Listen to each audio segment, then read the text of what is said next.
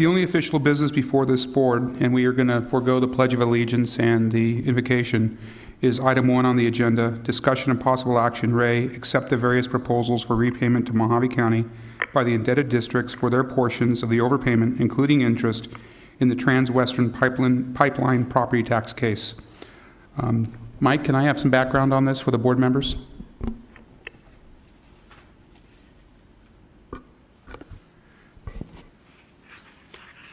Mr. Chairman, members of the board, we entered into the Trans-Western Pipeline case quite some time ago, and we've been represented by the Attorney General's office. And I don't know if it pleases the board, I would like to call Dolores Milkey. She's been representing the county and doing a fabulous job on it, and she could probably give us a better history than I can for the board. Okay, and just for the public's sake, if Ms. Milkey can give us a bit of a background on this case, and then after Ms. Milkey makes her comments, I'll be requesting a Doug Boyle, and I apologize if I misspoke your name, sir, to come up because he has filled out a request to speak for him. The Trans-Western Pipeline case is a property tax case that has been ongoing for some period of time.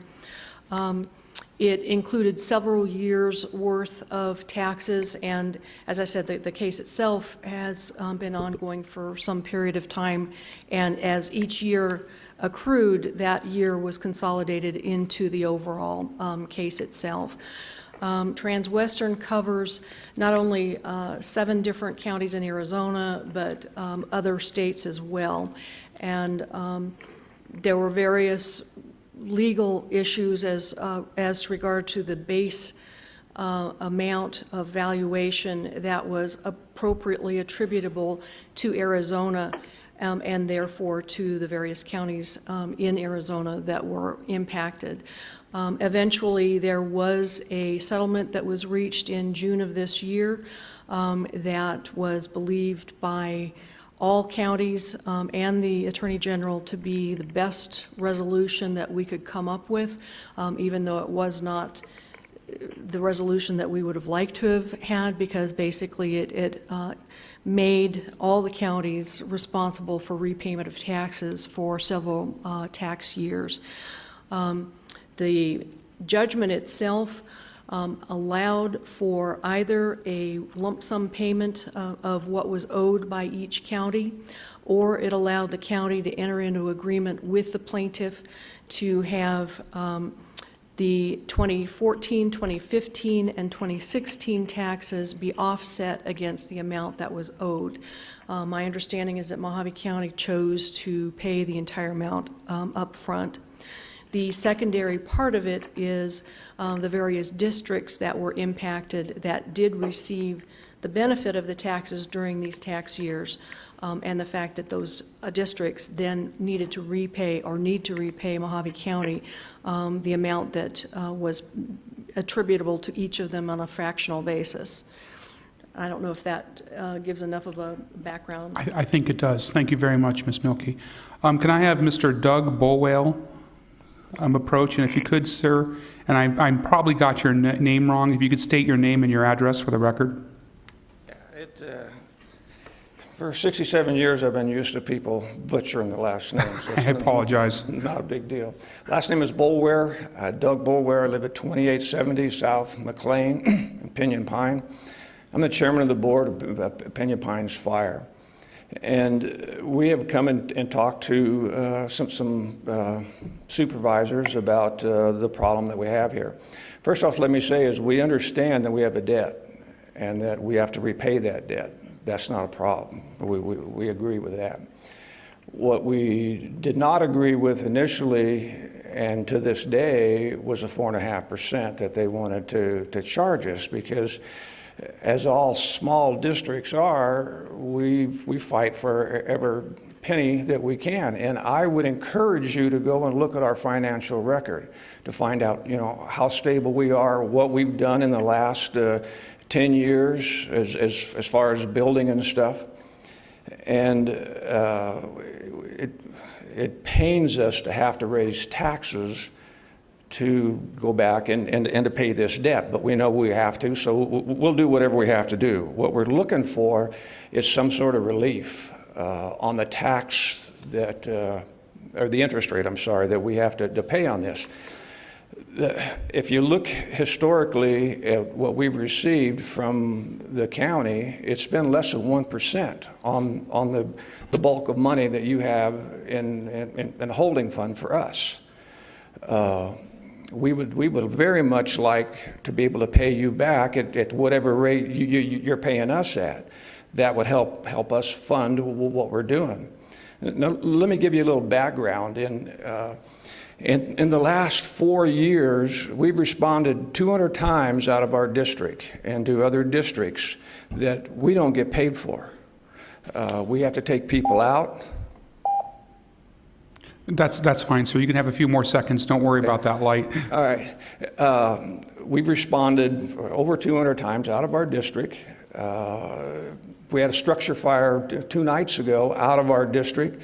Unfortunately, the house burned down. We saved the barn. The gentleman was there the next day and said, "Hey, thank you very much for coming." We don't charge people to do that. It's against the code. I retired after 33 years in the fire service in LA, so I have some background in what we do and how we do it. But for the county to charge us 2.5%, 4.5%, when they're only paying us less than 1%, logically doesn't make a lot of sense. Now, I know there's some laws and stuff out there, and we've talked to Mr. Hendricks and we've talked to Dolores, and hopefully there may be a little bit of wiggle room in there someplace so we can pay this back. The one thing that we don't want to have to do, but it is a possibility, is if we run short on money and we can't afford to recall somebody to come to the station to stand watch for our district, we may have to stop responding out of district. And then when people come to us and ask why, well, you know, we just don't have the money. I understand, sir. And thank you for your comments. Your statements were very rational and logical, and I do appreciate that. All right, thank you. Now, before I call for a motion for discussion or otherwise, is there any supervisor who feels the need to go into executive session on this issue? Yes, Chairman. Yes, Chairman Moss, I'd like to make a motion to recess into executive session. Is there a second? I'll second it. All in favor? Aye. Aye. Buster and Hildy, or Supervisor Watson, excuse me, Supervisor Johnson and Supervisor Angus, I believe the clerk will have you transferred into the conference room. Okay.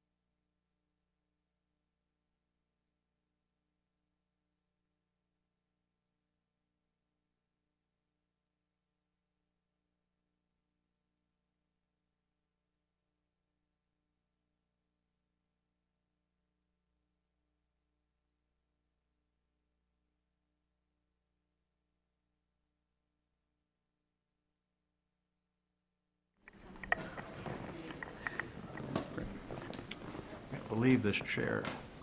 Do we have Buster and Hildy on the line? Yes. Hildy, are you on the line?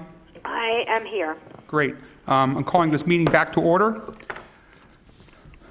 We've just exited executive session. Is there a representative of the Treasurer's Office present? Sir, if you can approach and state your name.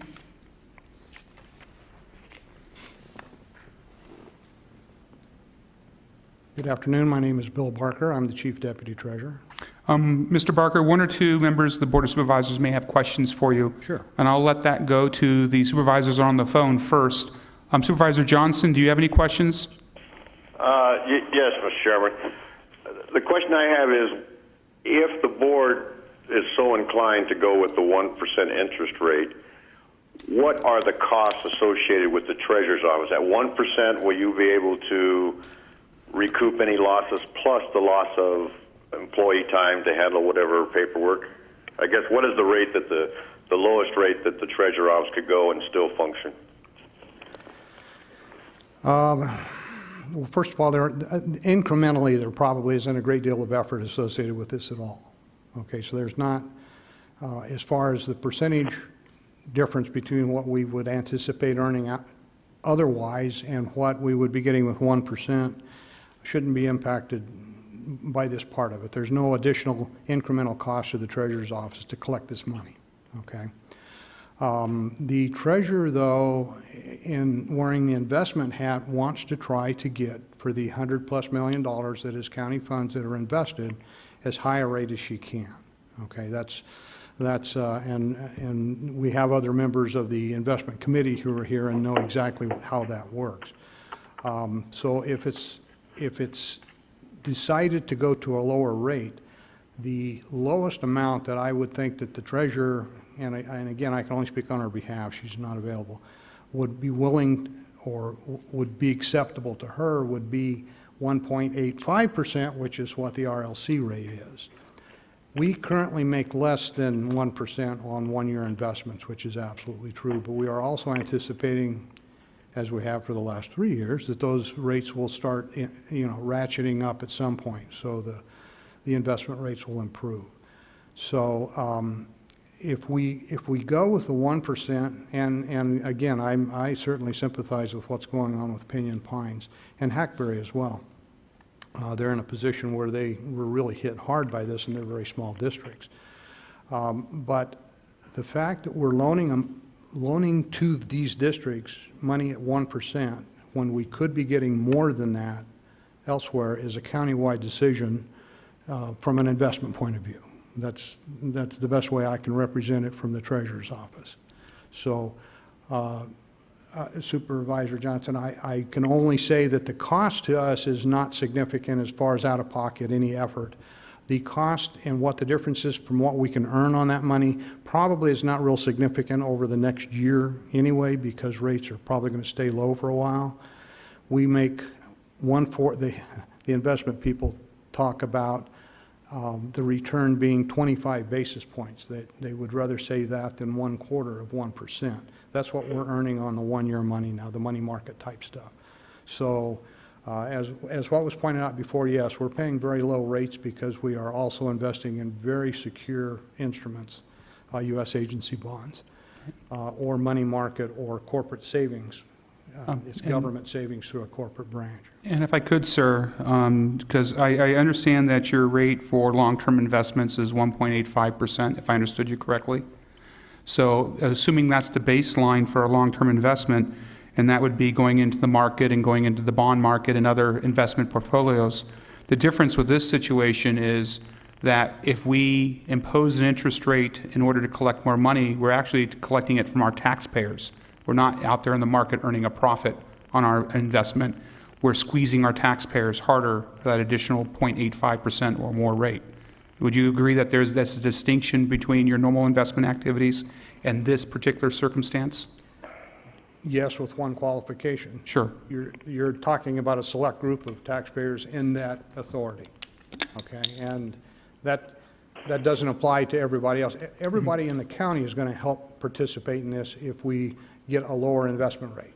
That's a very good distinguishing point, sir. Thank you. It doesn't change my mind, but it's a very good distinguishing point. One other clarification, the 1.85% is actually the RLC rate that these guys, that the districts are paying to Wells Fargo on their line of credit. Right. That's not really the 3 to 5 year out investment return is a little higher than that. It's around 2.5% right now. Okay, thank you very much for those clarifications. Supervisor Angus, do you have any questions? No. Supervisor Johnson, I'm sorry, I should have gone back to you. Do you have any follow-up questions? No, I guess he explained it very well, because we're looking at, I see the fire district's point on the 1% they're getting back on the short term, but if we're receiving 2.5% back on the long term, we can't really, I mean, it's something we have to take in consideration, because we're penalizing the other taxpayers in the county by them not getting their full amount of return. That's all. Thank you. Thank you, Supervisor Johnson. Supervisor Watson or Supervisor Bishop, do either one of you have any questions for Bill? No, I don't have any further questions for Bill. Thank you, Bill. You're welcome. All right. Is there any other comments from any of the other supervisors before I call for a motion? Yes, Supervisor Moss. The question I have would be, I guess, of our attorney. We've had problems in the past with loans given through the Treasurer's Office by the Board of Supervisors. Some of these loans being repaid back are school bond loans. Those school bond loans, I think, are taken out with the express intent of paying interest and principal, not paying back taxes. Is it legal for them, or are we going to get ourselves in trouble by getting involved in something that might be against what their bonds are? I believe we should probably direct that to Attorney Milkey, if you have an answer. Unfortunately, I do not. That would be something I would need to research. Okay. Fair enough. Did you hear that, Supervisor Watson? No, I couldn't hear, sir. Attorney Milkey, who's standing in for the county attorney's office today, informed the board that she does not have an answer to that question. She would have to do some research before she could provide a clear legal answer or clear legal guidance on that issue. Okay, I guess then my question to her would be, I mean, I don't want to put this off any longer, but without an opinion, can the board be held liable in any part of this for issuing a loan? Let's say that it wasn't the correct thing to do. Are we liable anyway? Attorney Milkey, if you can approach and let us know your opinion on that issue. Arizona Revised Statute 42 dash, I believe it, I can read it, 16-214, clearly gives districts a full year to repay such a judgment as this. So there's no question that by statute, the districts already have a minimum of 1 year to repay this regardless. Whether or not the same terms should be going out into a multi-year repayment, common sense would say yes. But again, I am not familiar with bonds, and I just don't have the answer as far as that goes. Okay. I think Supervisor Johnson's question, and correct me if I'm wrong, Supervisor Johnson, had to do with liability to for the Board of Supervisors. If we hypothetically allowed a 4-year repayment period at 1% interest with no prepayment penalty, if it turned out that we were contrary-wise to some bonding language or some other language that these districts are involved in, would there be any personal sanctions to the Board of Supervisors or to Mohave County because of that? I think as long as you're acting in good faith and acting in a reasonable manner, that there would be no personal liability. Okay. Thank you. Did I reinterpret your question correctly, Supervisor Johnson? Yeah, you got it correctly. I don't know if I'm buying that good faith part, but Okay. Believe me, I will take an oath at this present moment that I, and I believe the rest of the board, are acting in good faith. With that being said, in order to expedite the ending of this meeting, I'm going to make a motion that we allow the special taxing districts a period of 4 years with an interest rate not to exceed 1% with no prepayment penalty in which to repay to the county the indebtedness under this particular judgment. And I would further move that we authorize the county's 3 internal districts flood control, library, and television districts to work to the treasurer to repay Mohave County their portion of the overpayment. I'll second the motion. Is there any further conversation or discussion? Seeing none, all in favor? Aye. Aye. Opposed? Okay, motion carries. And with that, it's the last order of business, and I'll declare this meeting adjourned. Thank you. Thank you. Great job. Oh, I better get in the habit.